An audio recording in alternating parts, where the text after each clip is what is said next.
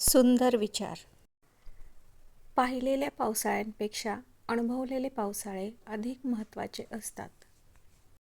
समजूतदारपणा आणि शांतता हे वयावर नाही तर आयुष्यात आलेल्या अनुभवावर अवलंबून असतात.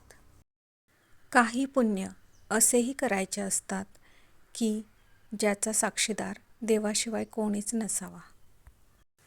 कधीच खचून जायचं नाही, कारण वेळेनुसार सगळं बदलतं. फक्त असावा लागतो तो संयम. तुम्ही कधी बरोबर होता हे कोणी लक्षात ठेवत नाही, पण तुम्ही कधी चुकलात हे मात्र सर्व लक्षात ठेवतात. आयुष्य आनंदी ठेवायचे असेल तर स्वाद आणि वाद या दोन्ही गोष्टींचा त्याग केला पाहिजे. स्वाद सोडला तर शरीराला फायदा आणि वाद सोडला तर नात्याला फायदा.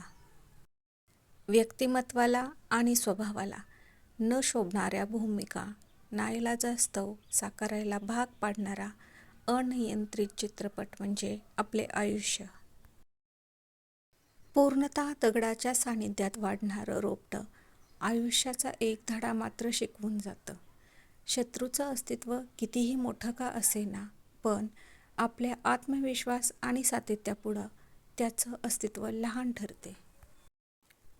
जेव्हा सगळंच संपून गेले असं आपल्याला वाटतं, तीच खरी वेळ असते नवीन काहीतरी सुरू करण्याची. माणसाची वागणूक बघून समजतं की त्यांच्या आयुष्यात आपली किंमत काय आहे ते. बरोबर ना?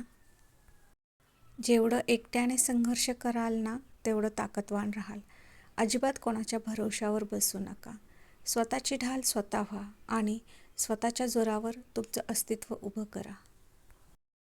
आयुष्यातल्या असंख्य समस्यांची फक्त दोनच कारणे असतात. एक तर आपण विचार न करता कृती करतो, किंवा कृती करण्याऐवजी फक्त विचार करीत बसतो. लाईक, सबस्क्राईब आणि शेअर करा.